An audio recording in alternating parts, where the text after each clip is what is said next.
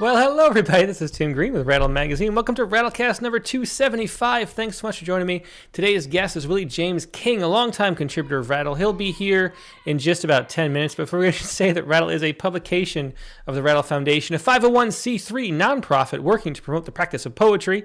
We've been in continuous publication since 1995 and are unaffiliated with any other organization. We just do all this because we love poetry. I know you do too, so please do click on the like button and share. Make sure you're subscribed. Ring the bell for notifications. Anything you can do to help spread poetry around the internet would be much appreciated. Now, as always, we're going to start with our Poets Respond Poets, and it was a big week for really good poems. We had some wonderful poems submitted, a whole bunch, and it was hard to choose. It was the first time in a while that I had like 10 that I would have been happy to publish. And it was a difficult decision, but I went with, for Sunday's poem, Jean Prokott had a poem commemorating Jimmy Carter, and that was a wonderful poem to hear. Let's start with Jean. Hey, Jean, how you doing? Hello, how is everyone? Yeah, I'm great here. It's good to have you on. I think the third time you've been in Poet Respond. I think you might have been on the Rattlecast once before, popping on early, so it's good to see you again. It's good to see you too. Yeah, and so tell us why. I mean, obviously, Jimmy Carter's death is something we've been anticipating. He lived a long, productive life, and passed away now. Why did you decide to write a poem commemorating his life? Um, I love presidents, first of all. I'm just kind of a history nerd, and Jimmy Carter was an amazing president. So I've been reading a lot about him this week, more than I knew. And I'm also a space nerd, and I had learned about the Golden Record, which I talk about in my poem at the Library of Congress, which I visited in August. They had a replica of it there. And so I had known about his letter that he put on the Golden Record that is now on the Voyager spaceship. And so after his death, I was thinking about that too. And I felt inclined to think about that as well as the poetry that I had read after his passing too. And I didn't know he had written so many poems until after I was reading more about him after he died. So it was kind of wild. I think his book of poems came out in, I want to say 94, Yeah, I had no among idea all about of that his either. other books. Yeah, Yeah. can you tell us more about that? Because I didn't know that he wrote poems. How often did he do that? And he published a book. Can you have more details about that? Yeah, I don't know very much about it. I know I think I think it was one book of poems. I think it was the mid 90s that came out. I found an episode of I think it's Poetry in America. He recorded like an audio video of it. It's on YouTube. It's like this little short clip of him reading under Considering the Void. And so it appeared in like this PBS program. And it's very 70s looking, but it was recorded in the 90s of just him reciting the poem and this kind of Twilight Zone like video behind him. So Well, that's pretty um neat. I mean, there was so much talk when Obama had some poems that he'd written, and I had no idea though. I don't know how that never came up that Jimmy Carter wrote poems too. That's neat. yeah, and he was a huge Dylan Thomas fan, and so he's just a really well-read president. There was a whole article in the Times, I think, that came out that was about all of what he loved to read and just a passionate reader of literature. So Yeah, yeah. Well, really let's great. read this poem. Why don't you go ahead and read Mhm. it? Voyager. Yes. Voyager. When I behold the charm of evening skies, knowing that this galaxy of ours is one of multitudes in what we call the heavens, it troubles me. It troubles me. President Jimmy Carter, from his poem Considering the Void.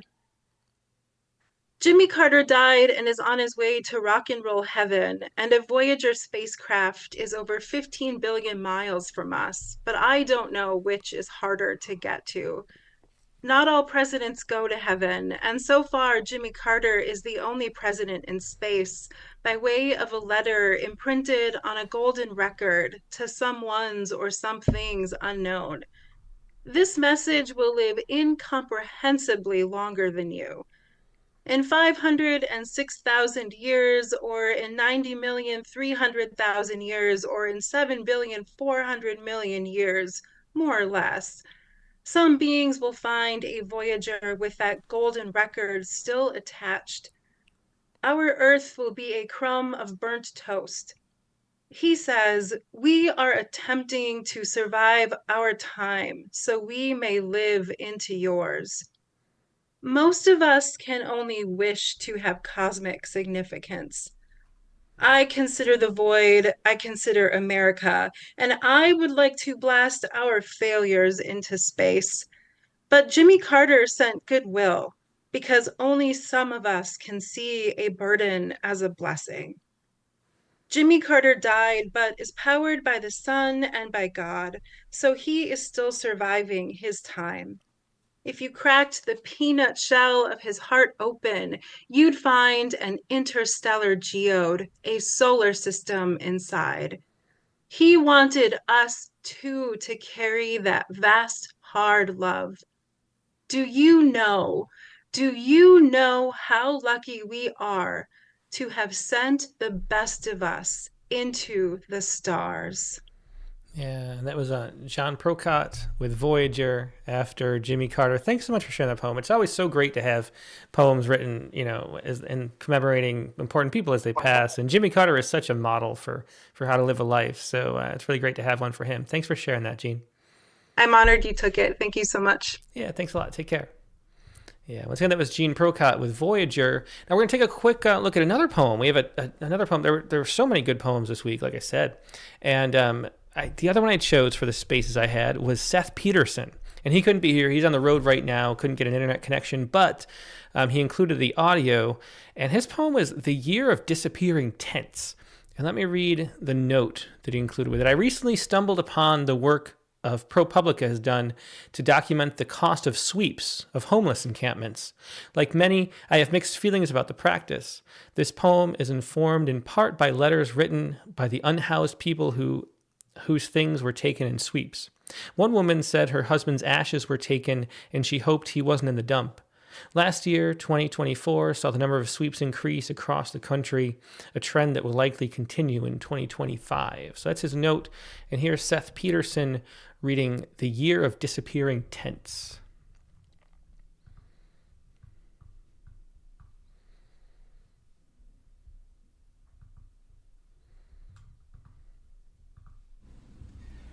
The Year of Disappearing Tents. They swept up baby pictures like they swept up obituaries.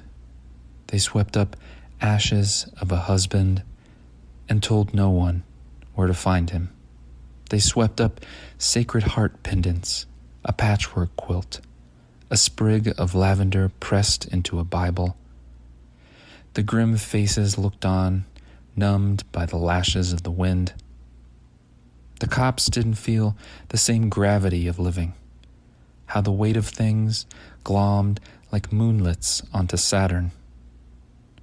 They didn't look close enough to see that inside the tent, there was a backyard in Kansas.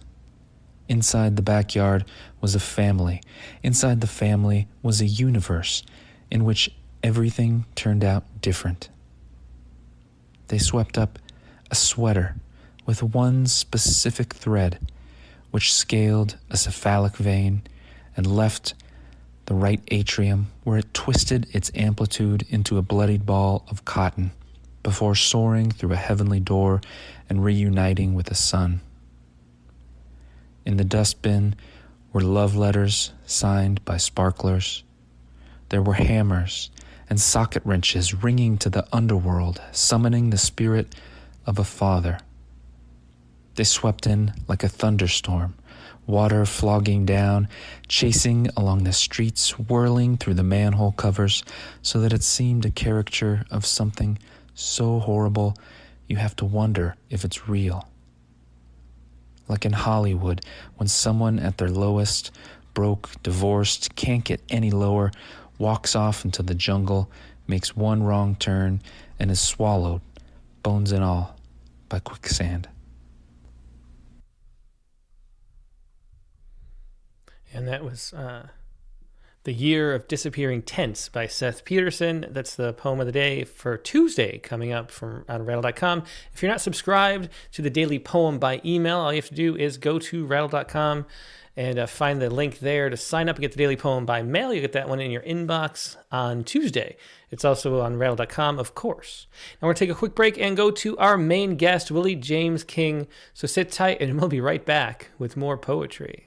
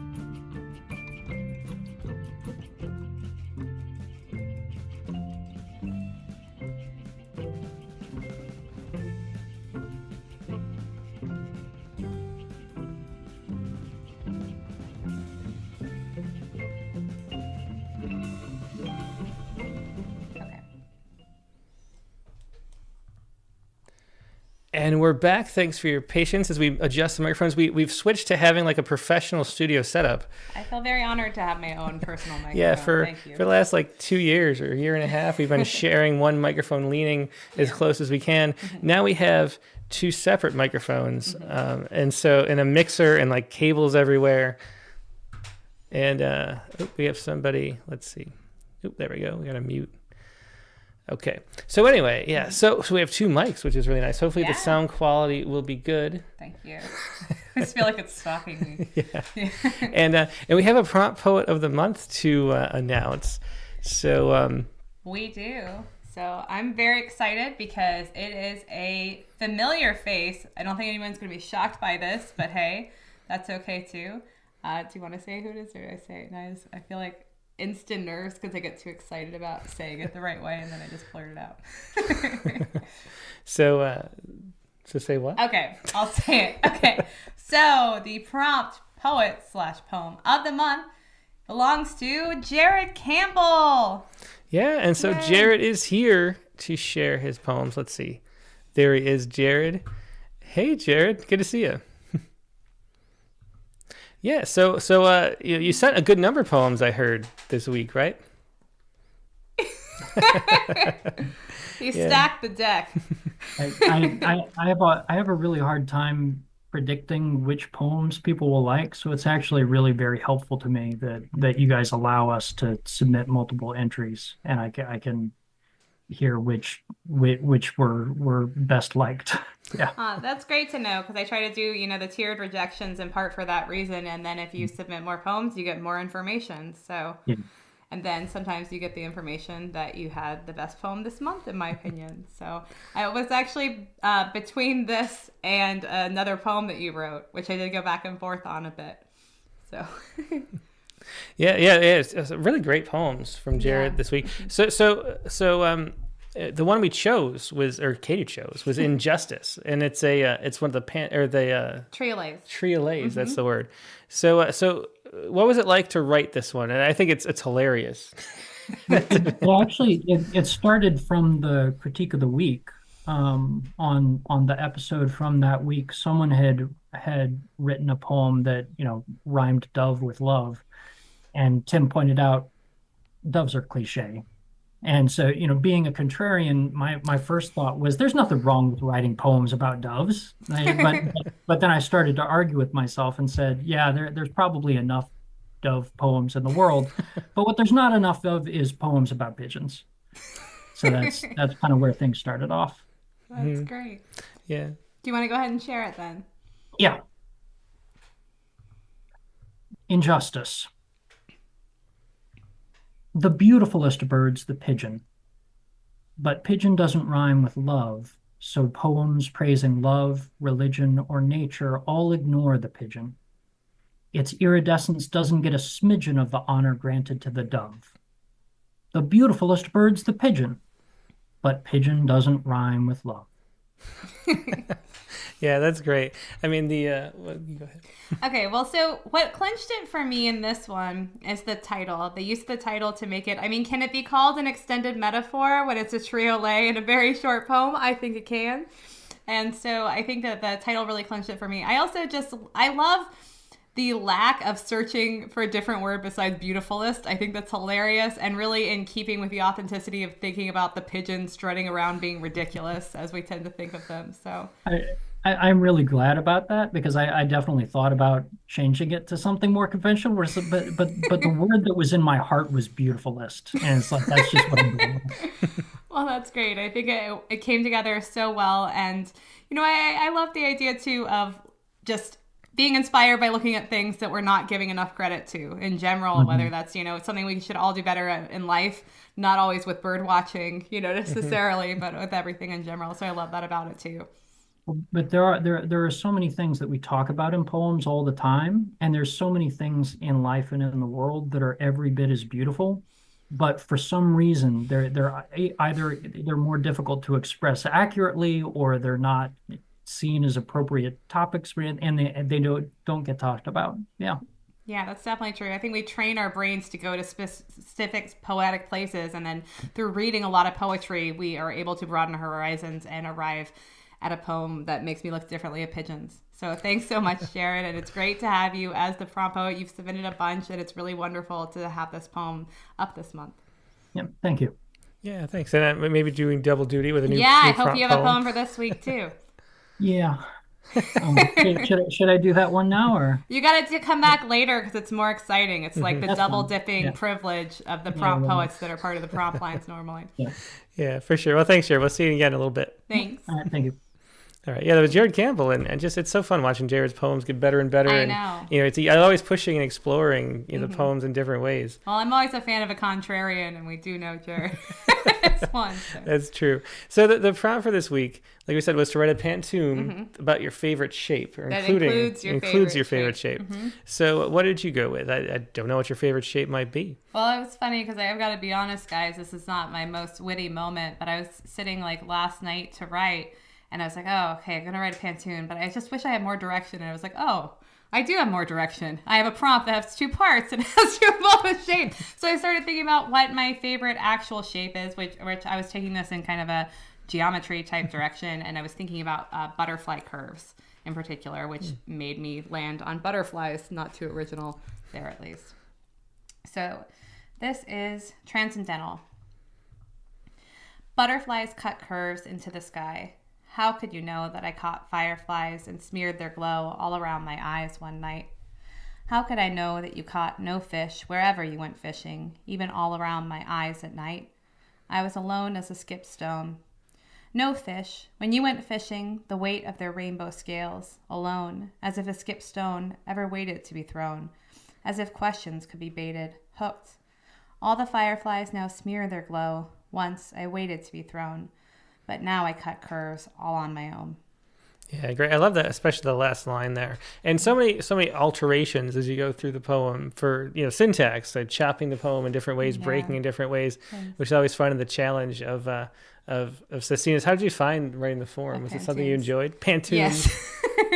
I really enjoy altering as much as I can get away with and using like homophones and things like that to go ahead and do that. And then also I really was playing with the idea of a butterfly curve, being symmetrical, to make symmetrical language. So to say weight and different forms of weight within it. So there are a lot of hidden little things where there are a lot of repeated words because I'm trying to work in doubles. And then it's actually a type of transcendental curve, which, I didn't necessarily know beforehand. And then that also alludes to transcendentalism. Sorry, I'm also coming off a cold, so it's not the new mic that makes it like my voice has been sounding different for forever. I'm just kind of trying not to cough. Well, sorry about that. It's okay. Need a drink of water? I need a drink of water. Thank you. Okay. Well, I'm glad you're feeling better, though, because it was a lot of coughing the last few days. Yes, a lot of coughing. Sorry.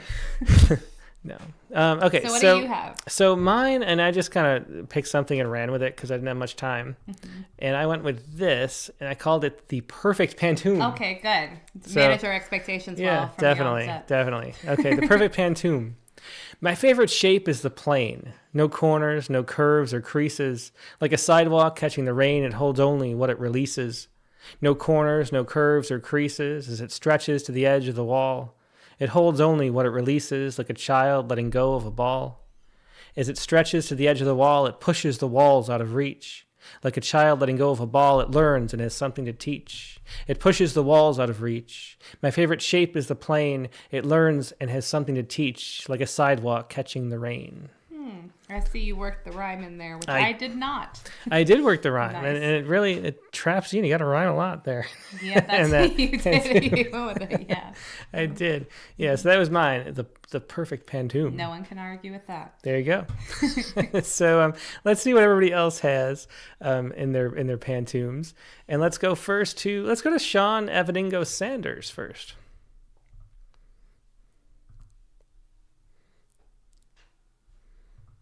Hey, Hello. Sean. Hello. Can you hear Yeah, me? good to see you.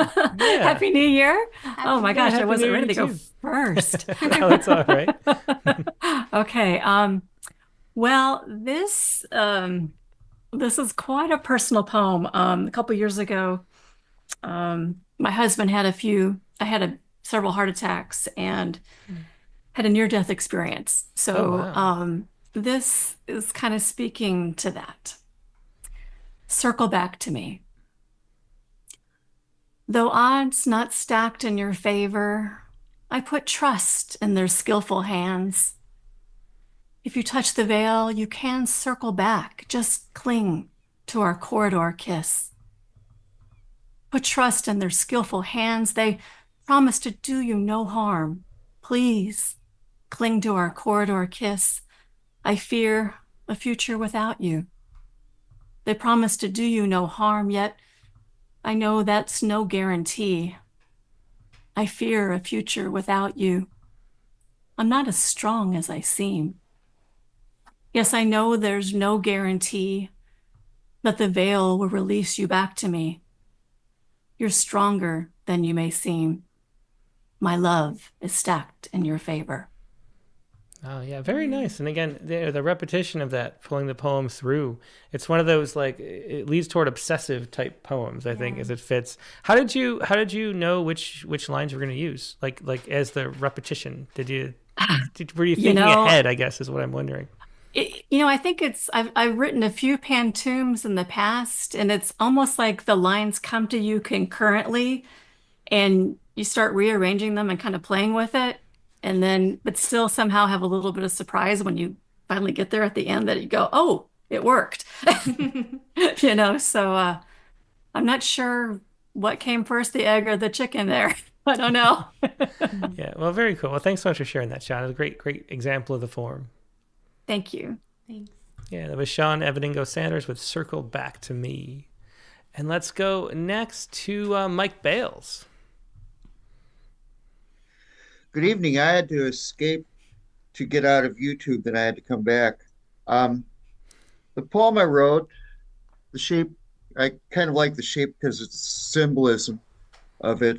I slightly revised what I sent you. Mm-hmm. The poem's called In the Round. It has no beginning and no end, this figure in space. This line as it bends finds its time and place. This figure in space, a sense of wholeness found, finds its time and place as it goes round and round. A sense of wholeness found in a measure of time, in a measure times pi, as it goes round and round. A number to be figured long after I die. A poet's unending dream and a mathematician's friend. In life's scheme, it has no beginning and no end. Yeah, really interesting. Around in the round, and a good use of the title too. The Yeah, poem definitely. moves in the round. Yeah, Yeah, it is. Mhm. yeah. It seems very similar. The round in music and the pantoum. I wonder what the relationship is there. You know? Well, when I was looking at pantoums, I heard that, a lot of composers, like I think Ravel and I forget who else, but that they've named pieces of music pantoums, and so there is definitely a connection. Yeah. Yeah, I used to use that form when I was stuck, and you had the form kind of drive what I was doing. I actually won a contest using this form for the way it drove me through it. Yeah. Well, very cool. Well, thanks for sharing that, Mike. A really cool poem. Yeah, thank you. Okay, thanks. Yep, that was Mike Bales with In the Round. And next up, let's go to Clayton Clark. Hello. Hi. Hey, Clayton, great to see you. Great to see you too. Glad you're feeling better, Katie. Oh, thank And yeah, you both had amazing poems Oh, and thanks. Thank you. loved Willie. Yeah, I did too. I didn't get a chance to say that yet. I really did. Yeah, I knew he'd be a cool guy because so the kind. variety and the heart in his poems Yeah. would it was one of those ones I knew. Oh, we get to have Willie as a guest when I saw him in the recent issue. Yeah, And that music in his work. Oh, yeah. beautiful. Hmm. Okay, well, I have this crazy poem, spacing out while playing with my food. And it is the pantoum. The square, they say, is perfect. The spiral cannot compare. So loose her arms fling spirits into only God knows where. The spiral cannot compare because she's perfectly free to be only God knows where in the starlight menagerie. Because she's perfectly free, content with open endings in the starlight menagerie, the square seems condescending. Content with open endings, the spiral mesmerizes. The square seems condescending to those who don't like boxes. The spiral mesmerizes me here in our Milky Way. For those who don't like boxes, it's perfect in every way. It's that. Yeah, well, thanks so much for sharing that. That was Clayton Clark with Spacing Out Well. And as we mentioned, Katie's daughter, Charlotte's having a rough day over there, so Katie had to jump out really quick. But thanks for sharing that poem. She enjoyed it too. Thank you both. Till missed the last stanza, but thanks for sharing that. Wonderful pantoum. I love the sounds in your poems always, Clayton. Oh, sweet. Thank you. Have a good night. Yeah, good night.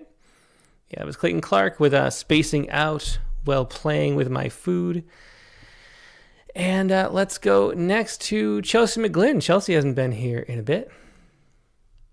Hey, Chelsea. Oh, you're not unmuted, but the microphone's not coming up. Yep, still not me? working. Oh, now we got you, Chelsea. Can you can you hear me? There we go. Yes? Yep, we got you now. All right, well. My poem is called How to Love Your Season of Motherhood. Oh, okay. Which You have me? Yep, I got you. Yep. Okay. Which was stolen from a title from the Mary Mama blog. Oh, interesting. Okay. One person's pleasure is another's prison. Weighted blankets and sheets tucked in make my legs fight off nightmares. Listen, when not granting wishes, I know other Jinn must love the snug feel of their tiny lamp, walls like weighted blankets and sheets tucked in. They curl up in spirals and don't mind the damp. When not granting wishes, I know some Jinn think of showers and chores as me time. Must we love the feel of shining our lamps? Aren't we allowed to miss sleeping sprawled out? I'm curled up in a spiral. Don't mind the damp towels left on the floor. I have no reason to think of showers and chores as me time. No, this is the time of the smothering season. I'm allowed to miss sleeping sprawled out. I'm begging the towels on the floor. Give me a reason to make my legs fight off these. Chelsea, you're cutting out again for the mic. Maybe can I try again later? Yeah, I think it's something like seems loose, like a loose connection. I can just read the last stanza for you to make sure we get it. I think we'll do that. So we had, don't mind the damp towels left on the floor. I have no reason to think of showers and chores as me time. No, this is the time of the smothering season. I'm allowed to miss sleeping sprawled out. I'm begging the towels on the floor. Give me a reason to make my legs fight off these nightmares. Listen, this is the last time of the smothering season. One person's pleasure is another's prison. Yeah, that's great. So yeah, great use of the mixing the syntax in surprising ways and the repetitions, Chelsea, and really cool slant rhymes too. I really like that. Yeah, thank you. Yeah, thanks. Yeah, so it's Chelsea McGlynn with How to Love Your Season of Motherhood. And next, let's go to Siobhan Brownlee over in France. I wonder if I should... Hello. Hey, Siobhan, how you doing today? Hello. Good, thank you. So my shape was, I was thinking of trees, but I really mainly wanted to do a continuation of my mother's poem. My mother wrote a pantoum about 30 years ago, and so I've done a continuation of her. So I really just repeated a lot of the phrases and rhythms in her poem. She was writing about Ohawini, which is a bay she used to go to as a child in summer, and the tree is called the Pahutakawa. It's a tree in the North Island of New Zealand with red flowers. And I was writing in my continuation about the oak trees. I come from the south of New Zealand, and there are oak trees in the park, and it's called Give Me. So you've got a little image there you can see there of the Pahutakawa tree. Yeah, beautiful. Yeah. So give me Ohawini. So Ohawini is the bay that she used to go to, and I'm writing about Otautahi, which is my town where I grew up. So give me Ohawini, where the honeybees thrum, eons ago when the world was in bloom, where Pahutakawa limbs twist over scorching sand, hair ablaze, bouffant pincushions of carmine red. Eons ago when the world was in bloom, endless summers when... I can hear some noise there. I'll continue. Endless summers when we were young, hair ablaze, bouffant pincushions of carmine red, and bickering, screaming seagulls rending the air. Endless summers when we were young, our glistening bay the colour of peacock feathers, and bickering, screaming seagulls rending the air. While waves broke and surged in a dreamlike rhythm, how the sun licked our briny skin with his hungry tongue, where Pahutakawa limbs twist over scorching sand, and overhead the flawless turquoise sky. Give me Ohawini, where the honeybees thrum. Give me Otatahi, where the southerly blows, eons ago when the world was unfound, where oak limbs twist over fluttering grass, leaves ablaze, strident patchwork, rich ochres. Eons ago when the world was unfound, slow chilly autumns enveloping the path, leaves ablaze, strident patchwork, rich ochres, and giant swirling gusts slicing the air.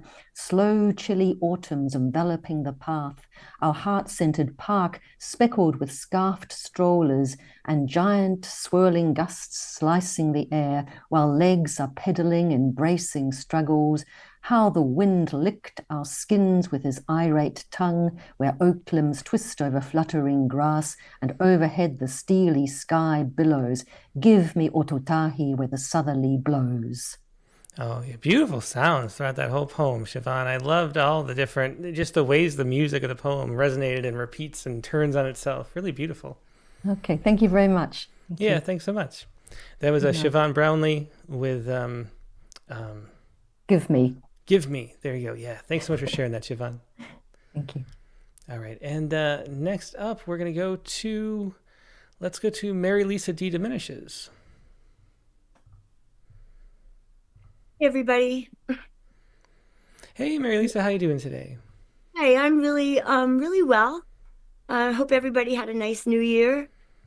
Yeah, well, we definitely did. Yeah, it was an action-packed New Year, but we had a good one for sure. Hope you did too. It seems like you're still assimilating there. Yeah, we definitely are still getting everything all situated. Yeah, it's new. It's new to the kids too. So yeah, that's true. Yeah, good point. yeah. So my poem, I sort of went Siobhan's way. I like flowers for shapes, especially because they remind me so much of insects. And then like insects remind me of animals, which remind me of humans. And I don't know, I guess I'm always reminded of how we're all connected, which has nothing to do with this poem. But this poem also has circles in it because it's talking about cycles. So, all right. I hope it works. I don't know. Resignation. Okay.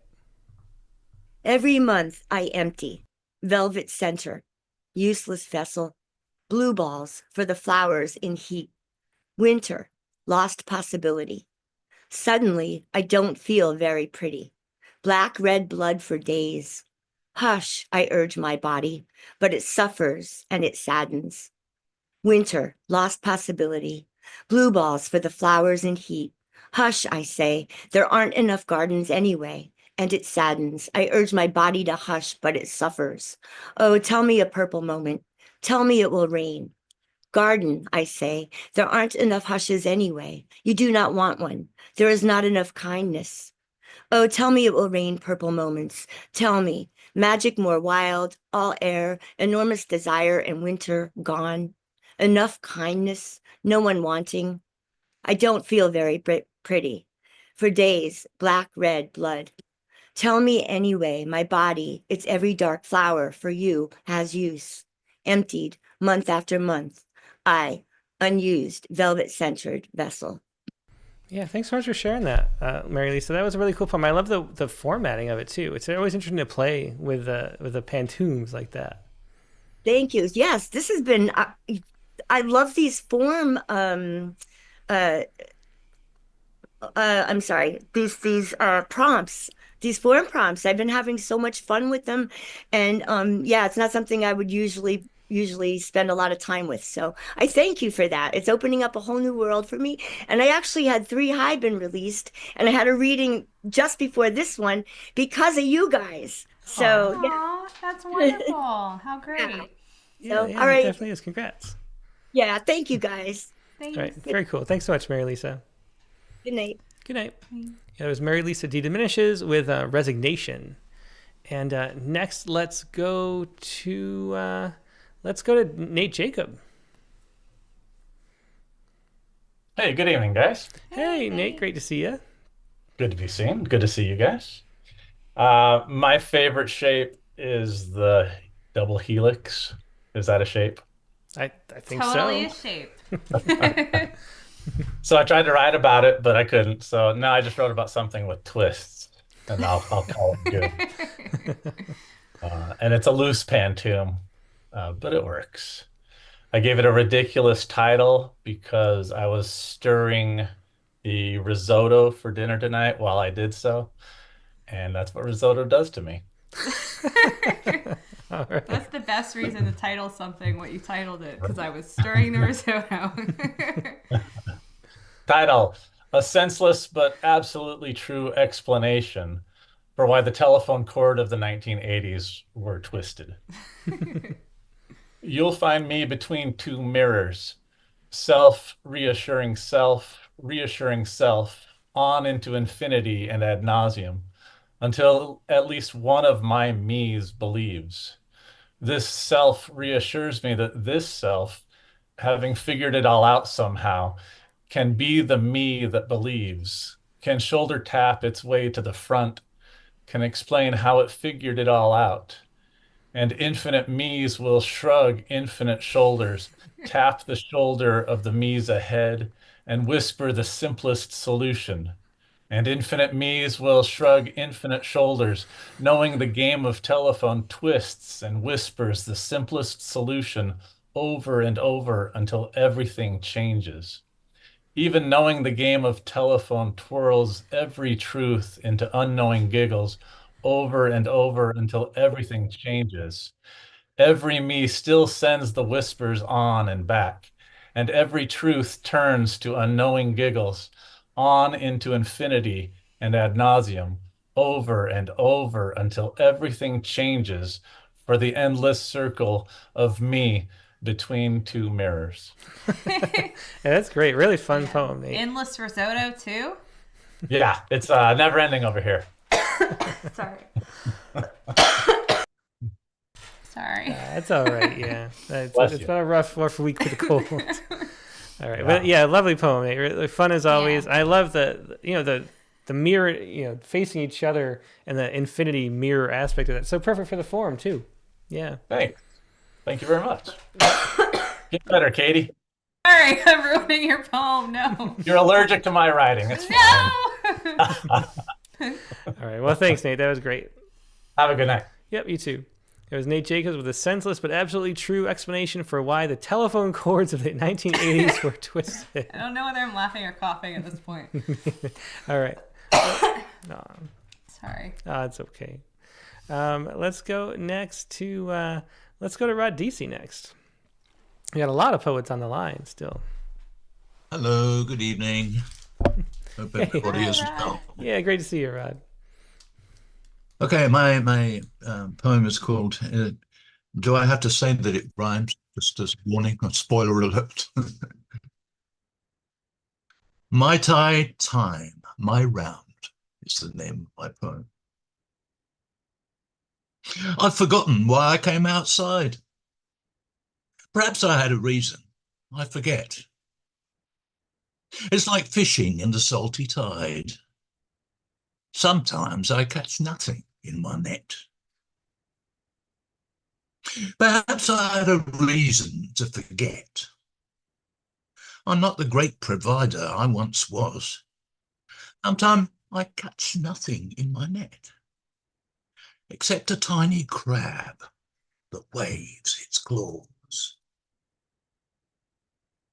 I'm not the great provider I once was. I'm too old to hunt or sow and reap. We only have this crab that waves its claws. It's much too small for us to cook and eat. I'm too old to hunt or sow and reap, so I'll use my phone and order food. That crab may be too small to cook and eat, but our local Thai has curried crab. Good. So I use my phone to order food. The line is always busy. I tried and tried. The menu at our local Thai's too good. I still forget just why I came outside. Well, that's great, Brad. I love another perfect use of the pantoum form, embodying what you're writing about. Yeah, thanks for sharing that, Rod. Thanks. Yeah, it was Rod DC with My Thai Time, My Round. Thanks, Rod. Let's see. And next up, let's go to Brian O'Sullivan. Hey, Brian. Hey, Brian. Hey, am I unmuted yet? No. You are. Good to see you. Yep, you're there. Oh, good. Excellent. So, hi. Yeah, I have a poem that was largely kind of encouraged by the great interview at Rex last week. And also it's a great prompt. And it's called Without Feathers, after Emily Dickinson. I was sitting in a plastic chair playing Scrabble with an aide, while Hope was perched on one of the shabby couches. Yes, perched is the word. She was like a squawky bird, with her slender frame, her beaky nose, her squint. Hope was perched on one of the shabby couches, exclaiming to everyone that she was glad that she, with her slender frame, her beaky nose, her squint, was going to fly free of this short-term facility, exclaiming to everyone that she was glad that her caseworkers and nurses and shrink had finally said she was going to fly free of this short-term facility where her short-term stay had been getting longer. Her caseworker and nurses and shrink had finally said she'd be transferred to Creedmoor. My Scrabble tile spelled warehouse, as her short-term stay had been getting longer. No one had been able to or wanted to take her in. She'd be squared away at Creedmoor. The AIDS tile spelled woeful. Even here, people had little patience to offer hope. No one had been able to or wanted to take her in to our little circles of friends and allies and frenemies. Even here, people had little patience to offer hope. Badly as it was needed, we weren't sure we could trust it. To our little circles of friends and allies and frenemies, hope could seem a little alien, a little obnoxious. Badly as it was needed, we weren't sure we could trust it. They said that hope's whining never stopped at all. Hope could seem a little alien, a little obnoxious. They used to call her hopeless, but I realized that, though they said hope's whining never stopped at all, she sought hope at home even at Creedmoor. They used to call her hopeless, but decades later, when I'm discouraged, I still find myself remembering how she sought hope and a home even at Creedmoor. With my Scrabble tiles, I spelled example. When I'm discouraged, I still find myself remembering how hope might make its home on the stalker's perch. Yeah, really cool poem again. Without Feathers, after Emily Dickinson. Yeah, very cool. Thanks so much for sharing that, Great Brian. title. Yeah, Thank you. yeah, it definitely is. Yeah, Brian O'Sullivan with Without Feathers. Next, let's go to Audrey Friedman. Yeah, Hello, great poems everybody. all around with this prompt. Hey, Audrey, how you doing? Good. I was remembering back to when my grandson was about 5, having a very, very interesting conversation with his dad about the dodecahedron. Oh, He's a little nerd. I love him. So here's the poem. Meditations on being a dodecahedron, my grandson's favorite shape. If I were a dodecahedron, I wouldn't lose my balance the way two-legged creatures do. They stumble. My grumbly knees wouldn't rub bone to bone. Instead, I'd roll from one of my 12 faces to another. The way two-legged creatures do, I stumble, landing unflatteringly on my derriere. Better to instead roll from one of my 12 faces to another, gently plopping downstairs or slopes. Instead of landing unflatteringly on my derriere, my grumbly knees wouldn't rub bone to bone. As I gently plop down stairs or slopes, as a dodecahedron, I wouldn't lose my balance. yeah. Another great use of the form is that more humor. You know, because of the repetition, there's something about it that you can sort of hear the punchlines coming. Set them up. Yeah, Yeah, satisfying. Mm-hmm. Yeah, it definitely is. Yeah, thanks so much for sharing that, Audrey.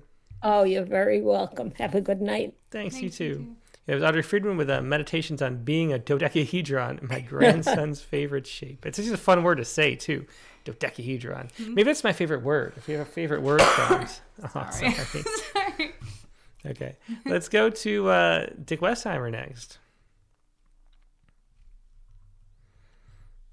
Hey. Hey, Dick. Great to see you. Good to see you. I will be brief because my poem is so long that I lose interest in it. So well, that's a good warning. It's a good warning. I've struggled with this a lot. So first, a definition: a fractal is an infinitely complex, self-similar mathematical shape. So it qualifies, I guess. Healed by fractals and the turning of the earth. The grandchildren leave before dawn, and nothing remains. They even take laughter. So I go outside into the cold and look for it. On the driveway, on the horizon, through the trees. At first, nothing, not even laughter. Then slowly, at first, the earth begins to turn. I'm on the driveway. I look to the horizon, through the trees, whose perfect fractal leafless limbs disclose, slowly at first, the earth beginning to turn, and reveal the sun to me, to the gravel and trees, their perfect fractal leafless limbs disclosing laughter, patterns dancing on the ground. The sun, revealed to me and to the gravel and to the trees, has an announcement to make. Or is it a song that makes me laugh and dance a pattern on the ground? My fingers are cold, are numb with cold. I bundle into the house and have an announcement to make. Or was it a song I sang to the tune my wife was whistling? I told her my fingers were numb with cold. She bundles them in her dishwater warm hands, and we kissed, and together sung to the tune my wife was whistling about our day, the walk we'd take in the cold, chores. I finished the dishes to warm my hands. We kissed. Again, the earth continued its turning. We took our walk in the cold and did our chores. At dinner, she had soup. I ate rice and beans. We went out after dark, and again, the earth continued its turning, disclosing the moon and Saturn and three little stars in a line. We went out in the cold, alone, warmed by soup and beans. Tonight, those orbs in their roving orbits keep us company. The moon and Saturn and three little stars for now in a line. How can I grieve the grandchildren leaving before dawn? That was great, Dick. Yeah, I didn't get bored. I found the poem entertaining, but I was wondering what your why it was difficult for you to write a pantoum. You think? Well, first of all, I think I'm so unfamiliar with the form. I kept reading a number of them, and I don't know. It just felt difficult. I had all the, I felt like I was pulling on the engine, and I have the proverbial desk with all the wadded paper all over it. Finding those first two lines, and what I decided was I would just live with that image of going outside in the cold and the sun rising, and just let it unfold rather than have purpose in the poem. So it started with the sun rising, and then it went back to the kids leaving, and then it turned into this. Yeah, well, I think it worked really well. Thanks for sharing that. Yeah. Okay, I appreciate it. Incidentally, Bethany Jarmo has a post up on the Facebook feed about that these are better as lyric poems. They're sort of meant to be lyric poems rather than narrative, and that might have been one of my problems as I was trying to cram my narrative self into lyric form. Yeah, that's interesting. I think that does make sense. That as a reason why it would be difficult, and I don't know. I'm trying to think of pantoums that work as narratives, and maybe I don't know any. That the one that won the Rattle Poetry Prize like maybe 7 or 8 years ago is it had a lot of lyric elements to it, but it had this like recursive way of storytelling that resisted lyric too at the same time. So anyway, it's an interesting thought. Thanks for sharing that from Bethany. Thanks. See y'all. Yeah, thanks. Yeah, that was Dick Westheimer with Healed by Fractals and the Turning of the Earth. And Katie had to step out again. She it's the coughing from her cold that she's getting over was worse than we'd anticipated. So it was rough to get it out. Let's go next to Nancy Tennell. It's good to be back. Yeah, it's great to have you back, Nancy. Good to see you. After a very busy month. Yeah, it has been busy around here too. Yeah. I have this theory that an excellent pantoum could be written without complete sentences, that the right phrases could be layered throughout the poem to sort of paint a picture of something or present an idea, and they wouldn't even need to be complete sentences. I have yet to write one like that, but I love the form. I really like it. And this one is called, because I'm in the middle of one right now, Snowstorm. Okay. The snow covers everything with white silence. Sounds muffled, movement thwarted, the town square is still. My plans are frozen in time. I should write something, a poem that explores the past or contemplates the future. Sounds muffled, movement thwarted, the town square is still. Join me near the fire, sweet muse. Give me a poem about the past or one about the future. I want to put this pause to good use. Join me near the fire, sweet muse. Let's create something profound and put this pause to good use. Find some benefit in this forced retreat. Let's create something profound. My plans are frozen in time. I should write something. Please help me find some benefit in this forced retreat. But the snow covers everything in white silence. Yeah, I love that last line. Yeah, very cool. So how is the storm outside? Is it I think some places in the area have gotten up to 10 inches of snow, and then we got ice and freezing rain.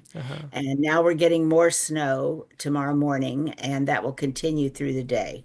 Yeah, well, and that the freezing temperatures rain, are yeah. very low. They're quite a bit below freezing, and that's not going to end throughout the whole coming work week. Yeah. Where is it that you are again? I can't remember. It's been I'm in such a long Louisville, time. Kentucky. Ah, there you go. Okay. Yeah, Normally things dodge us because of the Ohio River Valley and where we are in the bend of the river. And this time it did not dodge us. It's pretty much over the whole area. Yeah. Well, good luck, shelling out and getting back to normal after the Thank storm. you. But enjoy it too. They're kind of fun when they come right. sometimes. All right. Thanks, Nancy. Take care. As Nancy Tell with Snowstorm. Let's go. Let's swing back to Jared Campbell and see what he had for the pantoum. Hello. Hey, Jared. Good to see you again. Good to see you again. So let's see. I'm pulling up your pantoum. I saw it here. So where'd you take this one? I found it very hard to write. It's interesting. It's sort of unpredictable who is going to find it hard to write and who's going to find it enriching and easy. So yeah. The sun has fallen from another day. We walk together, breathing sharpened air as light curls around the darkness of the moon. The same route as every other day. We walk together, breathing sharpened air, looking at the same leafless trees. The same route as every other day, mundane, familiar, going through the motions, looking at the same leafless trees. Love is always doing the same thing. Mundane, familiar, going through the motions. Night after night, I conform myself to you. Love is always doing the same thing. The sun has fallen from another day. Night after night, I conform myself to you as light curls around the darkness of the moon. Beautiful, beautiful poem. That same route. Yeah, thanks for sharing that, Jared. Yep. Thank you. Yeah, Jared Campbell with another formal poem, the second one we've seen in the last hour. The same route, the pantoum. Yeah. And let's go next to Carla Schwartz. Hello. Hey, Carla, good to see you. I'm glad to be here. I also had a little trouble, but my shapes are there's 3 shapes in here that I think I'm mentioning. Egg shape, popcorn shape, and peach shape. Interesting. So, in the heart of winter, summer baked in. It's not as if the egg is my favorite shape, but it's one of my favorite foods to cook. Sunny side or scrambled, served up to taste, sauerkraut, yogurt, and a bit of ripe fruit, with a bit of ripe fruit. Popcorn, another of my favorites to cook, a fistful of hard seeds that bloom into flowers lighter than yogurt, more delicate than ripe fruit, sprinkled with nutritional yeast and za'atar powder. Buckets full of hard seeds produced by bloomed flowers, each swallowed in sweetness in the shape of a peach, that if baked and sprinkled with cinnamon powder construes divinity from its soft, fleshy meat. Could I swallow sweetness in the shape of a peach on a frigid winter night when the 12 gauge is too stiff, construe divinity from the opposite of fleshy meat, cold, hard plastic of the bike rack, forehead height? On this frigid winter night, when the 12 gauge is too stiff, too stiff to untangle, too stiff to plug in to the GFI outlet, did the cold, hard plastic of the van's bike rack at forehead height in the dark, dark night whack my head so hard it bloomed an egg? Too stiff to untangle, too stiff not to trip the GFI outlet, so I, stiff with frustration, returned to the back of the van for my phone, but the dark night, surprised, produced an egg, and for more than a week my eyes were ringed like a raccoon. I cried out to no one at the back of the van, a failure at outlet, but successful in pain. I sported 2 black eyes, ringed like a raccoon, as if to exclaim, egg is not my favorite shape. That's great. Nice roundabout way of putting that poem. Thanks so much for sharing that, Carla. You're welcome. You're welcome. Thank you. Yeah. That was Carla Schwartz with In the Heart of Winter, Summer Baked In. All right, and let's go next to Stephen Croft. Hey, Tim. Hey, Stephen. Great to see you. Thank you. Mine is a hybrid Poets Respond prompt poem. Last week, I saw the articles about how the Taliban has banned windows to avoid the risk that women might be seen through a window. Mm-hmm. And so since a window is a shape, I knew I had to write a poem about it. I decided to write it as a pantoum.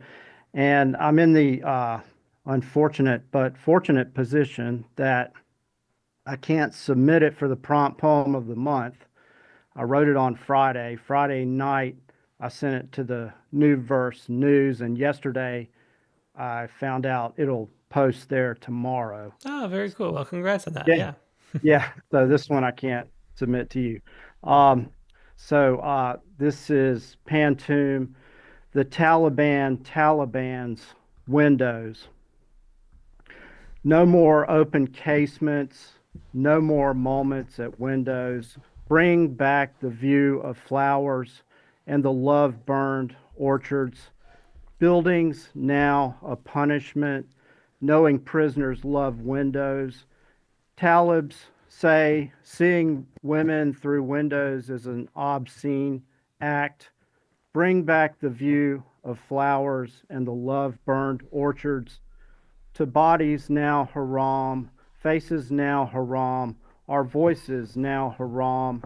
Taliban warn, seeing women is an obscene act. Captive in darkness, dark bitter roots till these walls come down. To bodies now haram, faces now haram, our voices now haram. At breast our babies, throats filled with milk and wood smoke. Captive in darkness, seeds for flowers till these walls come down. No more subterranean, no more cave mouth blocked. At breast our babies, throats filled by milk and wood smoke. In the candlelit square of mirror, I hope myself hopeless. No more subterranean, no more cave mouth blocked. But for the world I've stopped hoping, hope tombed long ago. In the candlelit ghosts of windows, I see myself hopeless. My pain bleeds down the panes, alone with my punishment. For the world will not see us, our hope tombed long ago. For the world will not see us, it stopped looking long ago. Yeah, great poem. Really important topic, too. Thanks for sharing that. Pantoum, the Taliban's windows. Thank you. Thanks for sharing that, Stephen. And congratulations on having it in the New Verse News. Thank you. Yeah, be tomorrow. Yeah. All right. Well, everybody can look for that. I think it's newversenews.blogspot.com is the website, or is that? I think that sounds right. Yeah. All right. Well, thanks. Everybody can check that out tomorrow, too. Thanks, Stephen. There's a Stephen Croft with a Pantoum, the Taliban's windows. Clever title. Let's go to Megan McDonald next. Okay, so this is one of a series that I'm doing on family. And fortunately, the cat decided not to interrupt me anymore because he's saying it's past his bedtime. Colosseums. The shape of the void, emptiness comes in all shapes. I have fond memories of ovals, footballs, arenas, games. Emptiness comes in all shapes. My life has been squared off, footballs, arenas, games. These were attempts at father-daughter bonding. My life has been squared off, coming to full-stop circles, attempting at father-daughter bonding, but Dad never understood. Coming to full-stop circles, being propped by triangles. Dad never understood picking the Vikings because I like purple. Being prompted by triangles, family unity, picking Vikings because I like purple. But we watch together, family unity. I have fond memories of ovals. We watch together, the shape of voids. Oh, very interesting. Yeah, nice swirling use of the form, too. They're Colosseums. Thanks for sharing that, Megan. Thank you. Yeah, it was Megan McDonald with Colosseums. And next, let's go to Laura Berg. Hello. Hey, Laura, great to see you. I'm really learning a lot about this form. It's really fun. Yeah, seeing a lot of them really helps too. It's a form too that I like, the Sestina. Remember when we had a Sestina prompt and who was it? Aaron Reed, I think, who had those shorter versions of the Sestina that made them kind of work. But sometimes you have to unlock the forms. I think hearing a lot of these unlocks what works with it and what doesn't. So yeah, it's cool. So this is hanging onto a tesseract. Interesting. What's a tesseract? It's a cube, but it's in the it goes into the fourth dimension. So it has all these it has a cube on each of its faces, another cube.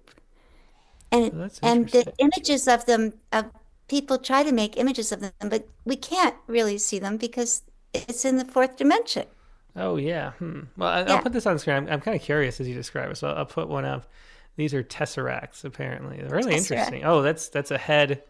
Yeah, head mind-bending kind of shape right there. Yeah, very interesting. Okay. Hanging onto a tesseract. A cube sails into the fourth dimension, cubes careening from its sides.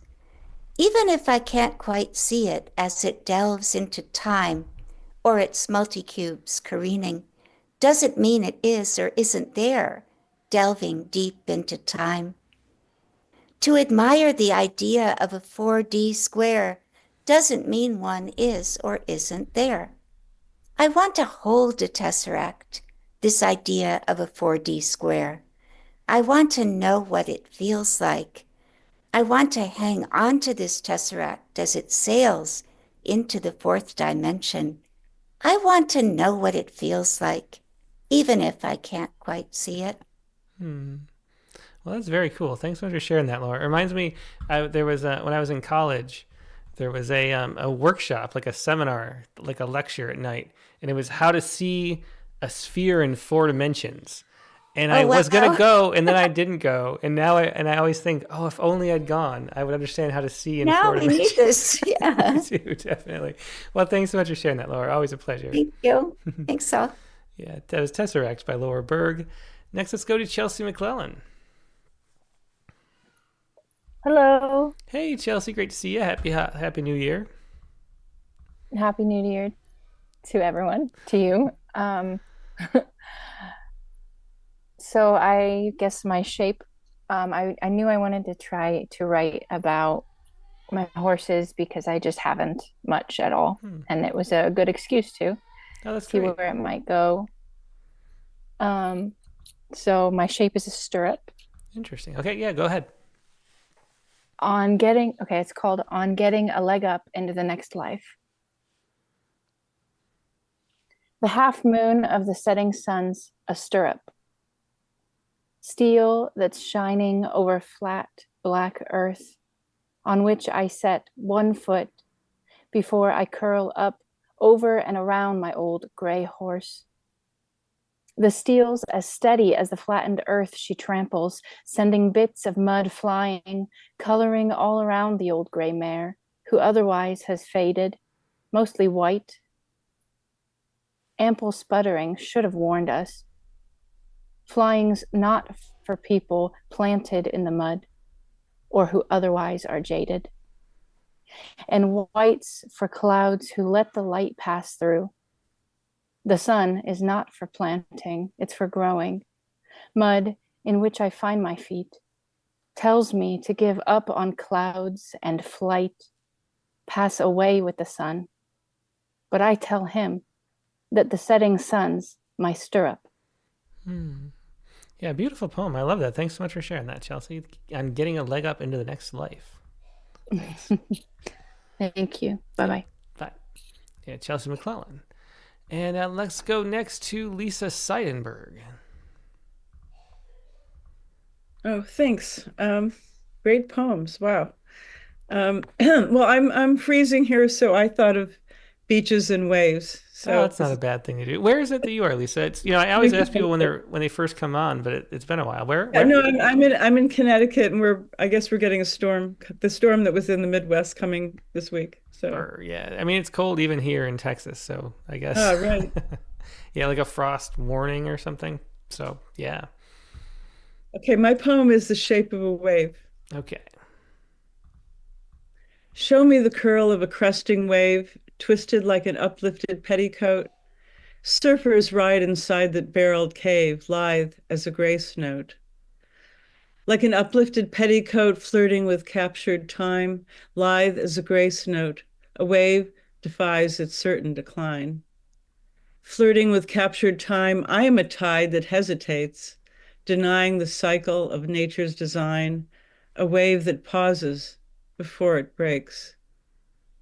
Indifferent to the earthbound show, tides will always rise and flow. Serene as a surfer riding the cave, find me suspended in a cresting wave. Oh, that's beautiful. Yeah. The surfing, that's something I see a lot of poems about. The only ones are Mark Jarman has a couple really great ones in a book about it. Otherwise, it's not one. Oh, T.R. Paulson does too. But there aren't many surfing poems, actually. It's really cool to hear that. And calling it The Cave is neat too. That's what they call it, and the tube. Yeah. I wish we knew how to surf. Maybe next year. Yeah. Well, very cool. I hope you do. Thanks for sharing that, Lisa. Take care. So Lisa Seidenberg with The Shape of a Wave. Let's go to Amanda Harris next. Hello. All right. Can everybody hear me? Yeah, I can. Hey, Amanda. How you doing? Okay. Hey. I had a little bit of trouble getting on here, but I got on here. Well, great. Glad you did. Yeah. All right. So my poem is called Potentially Broken Pantoum. Mm-hmm. My favorite shape stalks me like a thief. When I open the window, its demon body wants out, as if there is no closure or relief. Feelings are small monsters that make the body doubt. When I open the window, its demon body wants out. I cannot calculate the number of times I've seen its blood fangs. My favorite shape stalks me like a thief. Virtue and disaster slam with the same kind of clang. I cannot calculate the number of times I have seen its blood fangs. My favorite shape stalks me like a thief. Virtue and disaster slam with the same kind of clang. When I open the window, its demon body wants out. Oh, that's great. I love that feelings are small monsters that make the body doubt. There's one of those examples of where a rhyme pulls out a cool line and has it emerge. Thanks for sharing that, Amanda. Yeah, Potentially Broken Pantoum by Amanda Harris. And next, let's go to Christiana Doucette. Hi, Tim. Hey, Christiana. Great to see you. Thank you. I wrote a pantoum about ice skating. We just took the kids ice skating this week, and it's South Carolina, so the ice is kind of rough, and so that was sticking with me. And I knew we were writing a pantoum, and somehow I forgot the shape part, so I went back and retrofitted in the circle. portion. Oh, interesting. Well, we'll see if you've just revealed yourself, or it would have been Yeah. noticeable. Well, All at right. least I caught it beforehand, right? Yeah, great. Well, I'm excited to hear it. Go ahead. So here it is. The weight. The air is crisp enough to snap into. The ice is rough. So many silver blades. I tighten skates and wait again for you. I've learned that it is coldest in the shade. The ice is rough. So many silver blades have scarred the frozen circle pushing off. I've learned that it is coldest in the shade. I've learned how hard it is to leave the trough. I've scars, a frozen surface. Pushing off the skater soars, the cut frozen in ice. I know how hard it is. To leave the trough where others made their way, I have to slice the ridge or fall and cut my knees on ice. I tighten skates and wait again for you. Where others made their way, I have to slice the air. It's crisp enough to snap in two. Oh, that's great. Yeah, I love the use of that. And the circle didn't, it seemed natural too. So I think that definitely works. Yeah, No, but I beautiful just poem. went back and found a place that it fit. I didn't want it to like stick out. And the other thing I tried to do here was like I tried to keep up the rhyme scheme, and then I also wrote it in meter. And I felt like that helped it. I tried another pantoum before this, and I feel like when I had it in meter, it really helped the flow for me. Yeah, well, that's what I found too, writing it. It kind of emerged. The one I did, it was in a like a tetrameter. It was kind of loose. I didn't actually count, but I think Yeah. it is. And that made the writing of it a lot easier, I think, than where I Yes. started. So Same. yeah. Same. All right. Well, thanks so much for sharing that, Christiana. Thank you. It's Christiana Doucette with The Weight. And next, let's go to Tina Denetclaw. Hi, Tim. Hey, Tina, how you doing tonight? Hey, I need to go back and try to find all those hidden things in Katie's transcending poem. I'm intrigued. So it's very interesting. I need to go see. Yeah, it definitely was. So I didn't actually, accidentally, I didn't get the complete assignment. I looked up how to write a pantoum. Then I started trying to figure out, what shape. And by the time I figured out what shape, the poem kind of wrote itself. And then I forgot about the pantoum. And then Friday, I realized I'd made that mistake. But it was a worse mistake than Christiana made because I could not turn this into No, pantoum. definitely. I mean, So, once it's not a pantoum, it's hard to Yeah. make it a pantoum. I guess one trick though, I think, a few of the pantoums we published in Rattle, people have said that it was a poem that wasn't working, and they just took a few of the lines and used them as the repetitions, like the best lines, because they knew we were gonna have to repeat from a poem. So so maybe that's an editing sort of strategy that could be used. But anyway, let's hear this one. Oh, okay. Thanks for that information. Okay, so I'm really original. I just called it favorite shape. Okay, so parts of lines borrowed from Prometheus Unbound by Percy Bysshe Shelley. Who doesn't love the golden spiral? Measured progressions spun into pine cones, sunflower faces, and daffodil petals. Pyramid triangles fall together from a base of 4 sides. Fractals bloom in a lighted screen. Pachelbel's canon in D. If I must choose, I'll take the shape of my husband's shoulders, the gentle glide from his neck to the round of his arm. What is the math of a button-down shirt, skimming sinew and muscle, set in soundless confidence, once noted by football rivals, still owning the sidewalk, now keeping me safe? If math is required, then let it be Shelley's divine sphere. Beautiful orb, our dearest, it must be you. Oh, that's another sweet poem. Thanks for sharing that. I love that, Tina. Okay, thank you. Yeah, thanks. There's Tina Denetclaw with Favorite Shape. And next, let's go to Zachary Honeycutt. Hey, Tim. Hey, Zach, how you doing? I am doing great. I love all the pantoums tonight, but I have to change the title of mine because of Audrey, because we both dodecahedron. Dodecahedron. Well, it's now my favorite shape to say. That's for sure. I love the dodecahedron. I forgot all about it. Yeah. I'm serious pantoomed out because of my pantoum from last week. So this is a silly one. So I'm glad that Nate and some of the other ones did silly ones. Yeah, I think it's a great use of silliness. Let's hear what you did. Yeah. I bet no one picked the dodecahedron except Audrey. The dodecahedron has 12 sides, but I have even more. The last time I counted them was yesterday. Happy, sad, slightly melancholic, but also jovial, cynical with a hint of edgy, cute, but a little weird, really frickin' weird. Wait, it was the day before yesterday that I counted them. I'll make a mental note to myself in the middle of this poem. Anyway, really weird, kind and considerate, not kind and considerate, not kind and considerate, but sexy, like James Bond, more like Sean Connery than Roger, observant, cold and detached, warm and open. Make another note to myself that I've jotted down more than 12. Sure, some people are dull, like squares, not like James Bond at all.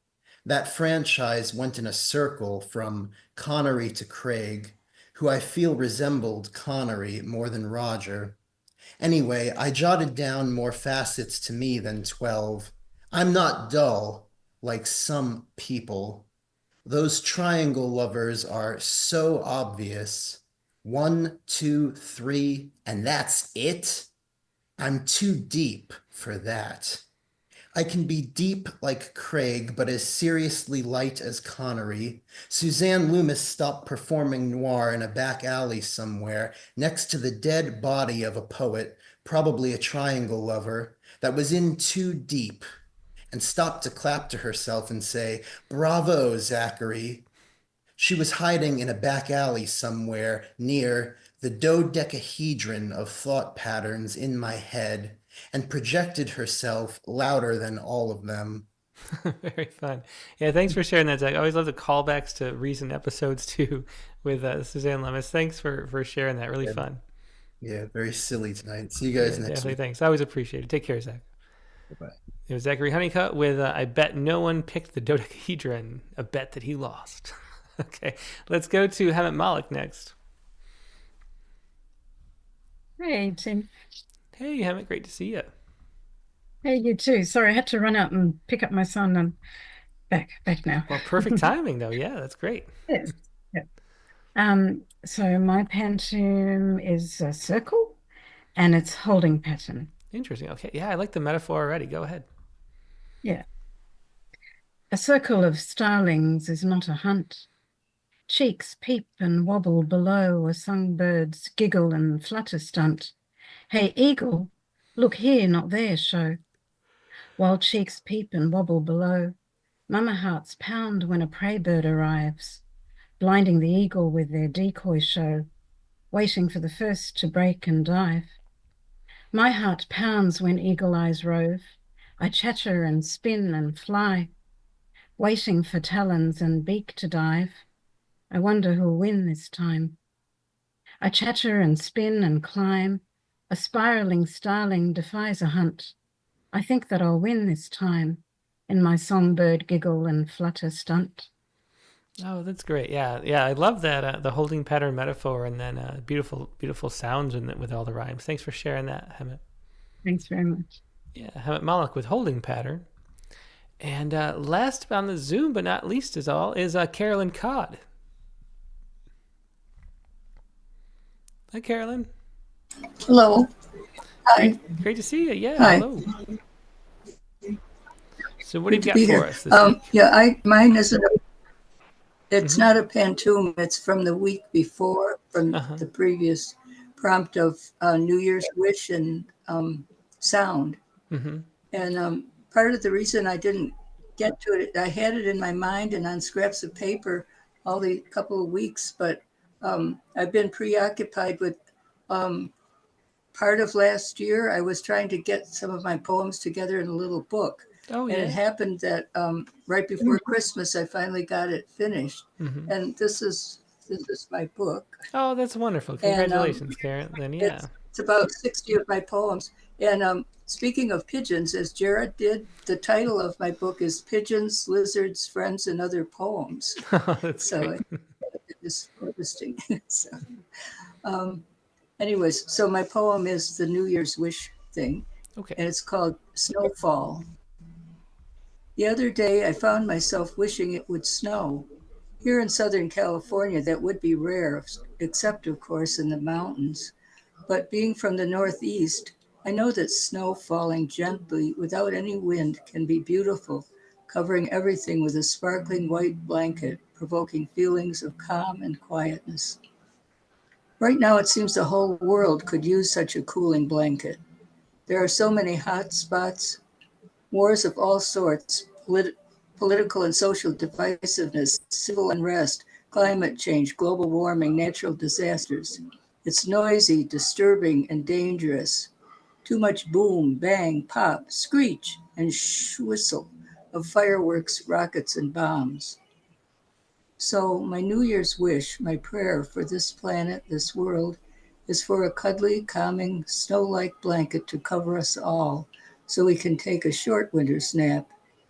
Then wake up refreshed and ready to go, ready to grapple with whatever might confront us, but in a calmer, kinder, more thoughtful way of being. Could be a good year. That's a great wish. Thanks so much for sharing that, Carolyn. And I think maybe your wish came true with that snow blanket. It sounds like there's a lot of snow out there tonight. Yeah, for some of the country at least, some of the world. All right. Well, it's always a pleasure to see you. Thanks for joining. Thank you. Thanks. It was Carolyn Codd with Snowfall. And next, let's see.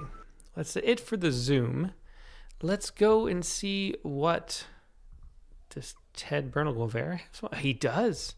Let's see what Ted has for us. He's got a cool picture. This is definitely AI. I think at least AI enhanced, but it is a here we go. It is a beehive, the honeycomb of beehive, and part of the honeycomb is purple. So that's interesting. Like they're making purple honey or something like that. Let's see what the poem is. Honey or old. Nice pun there to start with. Honey or old. Honey was found in a pot among the furnishings of the Pharaoh King Tut, and it tasted like bees had budded it just that summer. They say, and how cool, to watch Nat Geo with two toasted Eggos in front of me with the syrup unrut from the Lazy Susan. Archaeology claims that it was still a potent fuel. And it tasted like the bees had budded it just that summer, making us now drool. A nobleman in Tbilisi kept honey too from 55 centuries ago. Her taster had to be a celebrity we'd like to meet. His skull was no doubt quite holy, like honeycombs, buzzing amidst his punctuality and chasing after her. A noble woman in Tbilisi kept honey from 55 centuries ago, not a day later. Our priority as members of humankind is certainly not those of Nat Geo. Fuzzy Animal Kingdom bows to the bee at this point and to our praise of butter, enhancing our crave for fossilized honeycombs, for it has been seen yet still in Rio. Our priority as members of humankind is certainly more of a Nat Geo's appeal. We are only top of the food chain if we jar things older than us and pour it on a stack. Our honeycombs have been found still 4.6 million years ago when we were but nil. Then our skirmish began, whether to place Aunt Jemima or not in her proper rack. So that is Ted Bernal-Guevara's, I think his shape, I guess, is a honeycomb. That's a cool shape, definitely. Thanks for sharing that. Honey or Old is the poem by Ted Bernal-Guevara. And that's going to wrap up the prompt lines for this week. Let's see. Yeah. Well, Nivi was here for a second. Maybe I'll read Nivi's too. Here's Nivi's. This is the triangle, her pantoum. The triangle. As a child, I build triangles from twigs, their points steady against the shifting wind. I loved their strength, their simplicity, how three sides could hold so much together. In school, I learned the triangle's secret of steadiness, the sturdiest shape, unyielding under pressure. Bridges, roofs, even mountains leaned on its strength, its angles whispering quiet stability. But my favorite triangle, unyielding under pressure, was my family, three of us holding each other up. When life pressed down, we stayed balanced, embracing stability, each side carrying the weight of the other. Even now, I find comfort in its shape, a reminder that strength is shared and that 3 points can anchor a world. That's really cool about the triangle. I like that. Thanks for sharing that, Nivi. That's her favorite shape, the triangle, a pantoum. And that is going to wrap up the prompt lines. So it's time for the Sciku. And the Sciku for this week is based on the following article. It's from the University of Washington, and it's one of those interesting headlines that really says all. I mean, there's not much more to the study than the headline, but it's a cool headline. And the headline is this, if I can size it well. The carbon in our bodies probably left the galaxy and came back on cosmic conveyor belt. And so, everybody is familiar. It's almost like a poetry cliche that we're all made of stars. There's that Moby song and all that stuff. But what this study, we thought this, but it's sort of been proven true mathematically in this little study, is that when stars supernova and make those heavier elements like carbon, they explode out, and they explode so big that they often leave the galaxy itself and then are sucked back in. Eventually on this kind of loop, this cosmic conveyor belt, they call it, where it like blows up, pushes out stuff, and then the gravity pulls it back in. And in that way, that happened to all the heavier elements, that are around and our planet, including us. So all the carbon in us was not only inside of a star at some point, but also outside the Milky Way galaxy itself in, deep interstellar space. Which is fascinating to think of. Like, not only are you star stuff, but you are out of this galaxy. So that is an interesting little science article. And the haiku based on that is the following.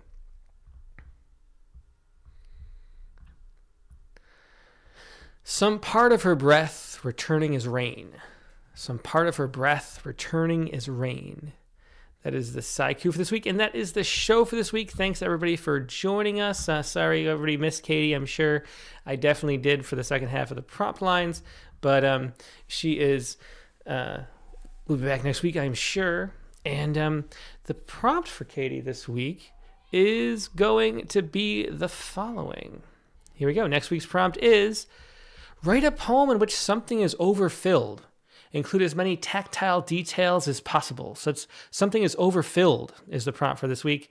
And then write a poem about it, including as many tactile details as possible. That is your prompt for this week. And the guest for next week coming up is going to be... Oops, what did I do? The guest next week is going to be... Uh-oh. Hang on. I clicked something wrong. Well, anyway, where view... Hang on, everybody. Oh, there it is. Okay. Yeah, I couldn't tell what I did, but it wasn't that bad. Anyway, the guest for next week, is going to be Donald Platt. Now, Donald Platt, we've published him several times in Rattle, maybe like 5 or 6 times. He's got these long braid-like poems that include a whole lot of details and stories woven together. A wonderful poet. Swan's Down is his newest book. He's also got a poem in the spring issue, a very memorable one about peeing during an exam, if you remember that one. But he's got a lot of great poems. Donald Platt is the guest. Sunday, January 12th is the date. Your prompt poems to write about something, or write a poem in which something is overfilled, including as many tactile details as possible. That's what we're going to do next week. On Sunday, January 12th, the regular time, 8 p.m. Eastern, 5 p.m. Pacific. Hope to see you there. Hope you have a great week. In the meantime, we'll talk to you later. Good night.